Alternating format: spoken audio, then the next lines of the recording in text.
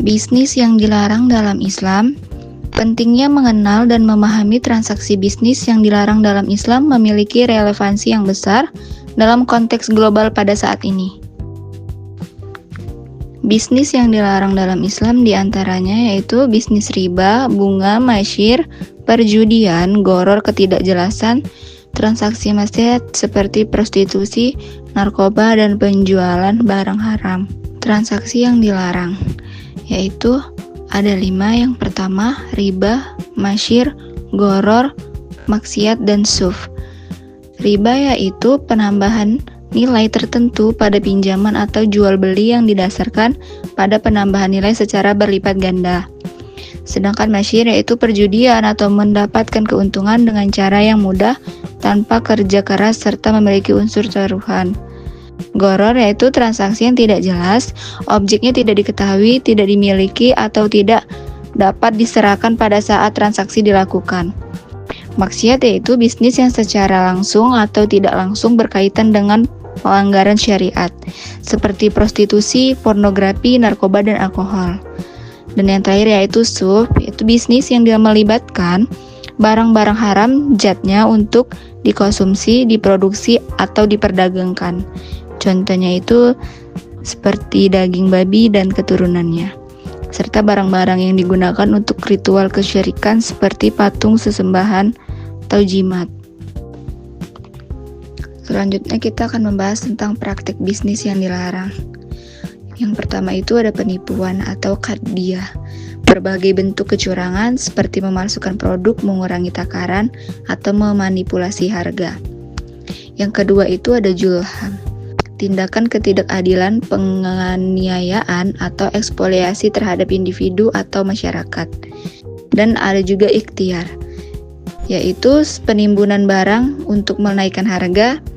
Ada juga monopoli, di mana mengendalikan pasar secara sepihak sehingga merugikan konsumen dan pedagang lain. Dan ada juga tadlis, yaitu menyembunyikan informasi penting untuk menguntungkan diri sendiri. Ada juga melalaikan sholat, di mana bisnis yang dilakukan saat azan sholat Jumat berkumandang atau secara keseluruhan menghalangi pelaksanaan sholat. Dan ada juga menjual di masjid, melakukan transaksi jual beli di dalam masjid karena masjid memiliki fungsi ibadah dan bukan pasar.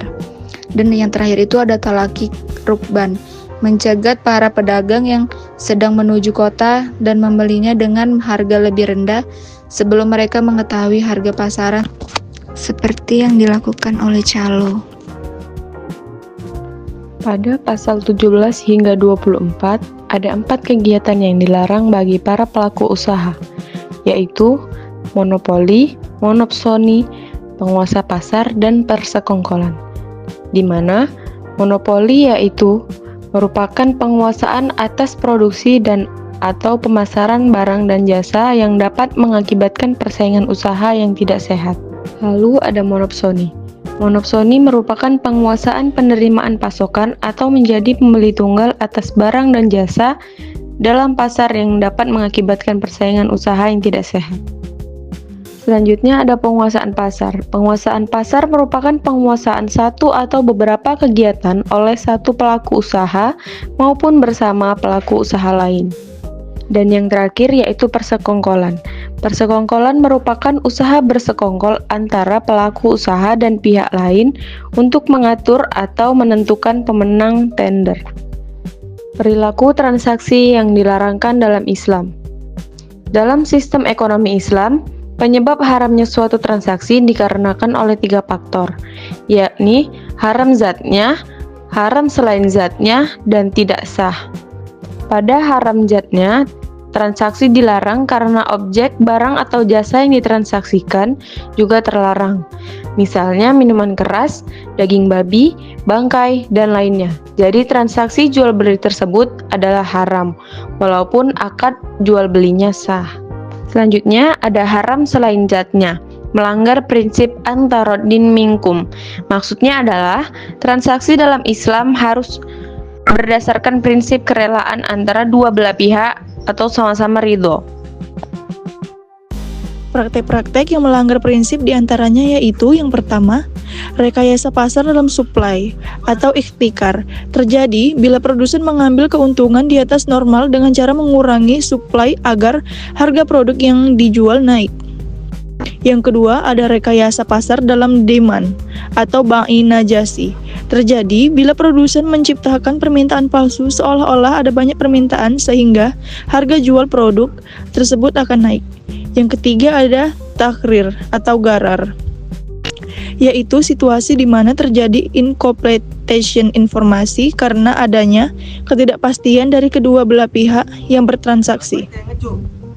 Yang keempat yaitu riba. Dalam ilmu fikih dikenal 3 jenis riba, yaitu riba fadl atau riba buyu, yaitu riba yang timbul akibat pertukaran barang sejenis yang tidak memenuhi kriteria kualitasnya, yaitu mistian bimistin, sama kualitasnya sama dengan sawaan bisawain, dan sama waktu penyerahannya yaitu yadan bin yadin. Selanjutnya yaitu ada maisir atau judi.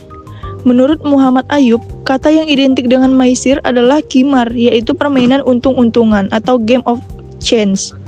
Atau dapat dikatakan maisir adalah penjudian. Juga dengan sidiki mendefinisikan judi disebut maisir. Selanjutnya yang keenam ada risiwah, yaitu suap menyuap, yang dimana pekerjaan yang dilarang dan pelaku serta penerimanya adalah dilaknat. Selanjutnya yaitu ada tidak sah atau lengkap akadnya transaksi. Dapat dikatakan tidak sah atau tidak lengkapnya ada bila terjadi salah satu atau lebih faktor-faktor berikut. Yang pertama yaitu rukun dan syarat tidak terpenuhi. Rukun adalah suatu yang wajib ada dalam suatu transaksi yang terdiri dari 3 hal, yaitu pelaku bisa berupa penjual atau pembeli, penyewa atau pemberi sewa, penerima atau upah pemberi upah.